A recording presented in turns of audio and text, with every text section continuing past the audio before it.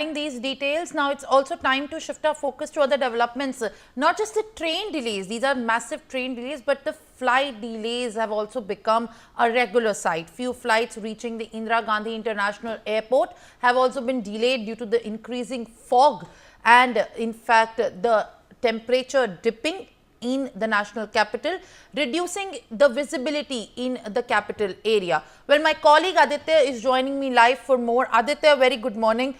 Train की अगर हम बात कर रहे थे, सिर्फ ट्रेन की डिलेज की नहीं इस समय पे बात हो सकती है, क्योंकि देखा जाए तो फ्लाइट में भी एक बहुत लंबे अरसे तक देरी चल रही है। फ्लाइट रेडार के डेटा के हिसाब से सिर्फ फ्लाइट की डिलेज भी काफ़ी लंबे हो रहे हैं। फॉग को लेकर एक बहुत बड़ी प्रॉब्लम है, क्योंकि इस समय जितने भी कम्यूटर्स हैं जो पब्लिक ट्रांसपोर्ट और जितनी भी तमाम एयरलाइंस हो या फिर अगर ट्रेन्स की हो, फ्लाइट को भी एक तरीके से बहुत बड़ा प्रॉब्लमैटिक एरिया देखा गया है, क्योंकि जो पैसेंजर्स हैं, जो फ्लायर्स हैं, उनको भी बहुत देर तक एयरपोर्ट्स पे वेट करना पड़ रहा है इस कड़ी सर्दी के अंदर। आदित्य जी बिल्कुल सिमरन, आपने सही कहा कि जिस तरीके से मौसम लगातार खराब होता जा रहा है दिल्ली एनसीआर का, उसके बाद उसका असर जो है सिर्फ ट्रेन पे नहीं, फ्लाइट्स पे भी असर पड़ रहे हैं। जो आम जनता, जो सड़कों पे चलने वाले लोग हैं, उनके ऊपर भी फर्क पड़ रहा है। अगर बात करें ट्रेन के ऊपर में, तो जिस तरीके से रेलवे ने जारी किया आंकड़ा, 27 ट्रेनें जो है अभी देरी से चल रही हैं। उसी तरीके से लगभग 100 फ्लाइट ऐसे हैं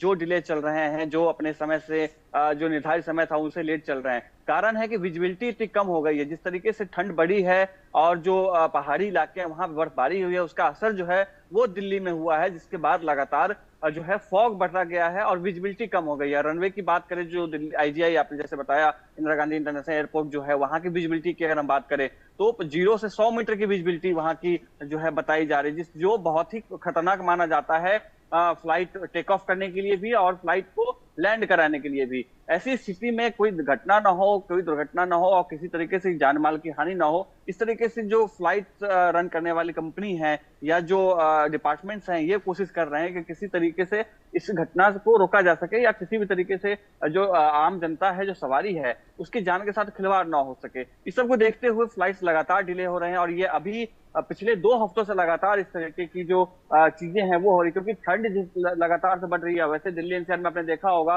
कि दिसंबर तक ठंड नहीं थी, बहुत ज्यादा देरी से ठंड यहाँ पर आई है, लेकिन जब ठंड आई है तो वो आम लोगों के ऊपर में उसका जो असर है वो बहुत ज्यादा दिखाई दे रहा है। लगातार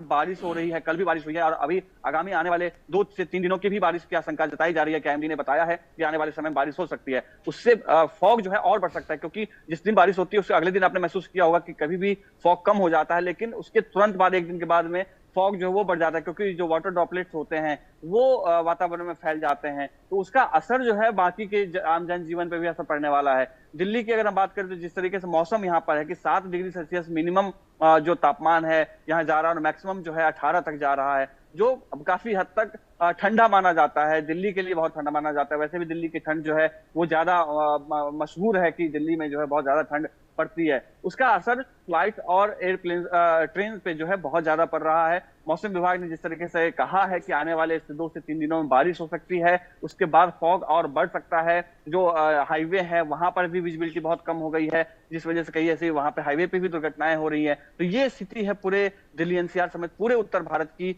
मौसम की वजह से जो चीजें बदलाव में आई हैं या आम जनजीवन पे जो उसका असर पड़ रहा है। अभी दिल्ली एनसीआर में आपने देखा होगा कि मेट्रो में भीड़ ज्यादा बढ़ गई है, क्योंकि जो कार सवार लोग हैं वो कार से न जाकर के मेट्रो से इस्तेमाल करना ज्यादा चाह रहे, क्योंकि ठंड इतनी ज्यादा है, विजिबिलिटी इतनी कम है कि सड़कों पे जो आने वाले वाहन है उनको दिक्कतों का सामना करना पड़ता है। इस सबको देखते हुए वो मेट्रो पे आ रही है, इस वजह से मेट्रो की भी भीड़ जो है वो ज्यादा बढ़ गई है। जी all right Aditya, thank you very much for in fact adding these details and my colleagues Anil Chaudhary, Shubh and Aditya. Thank you very much for in fact giving these details this morning on the reduced visibility and the commuters facing heavy difficulties as the fog mayhem continues in the national capital. Now shifting our focus to other developments.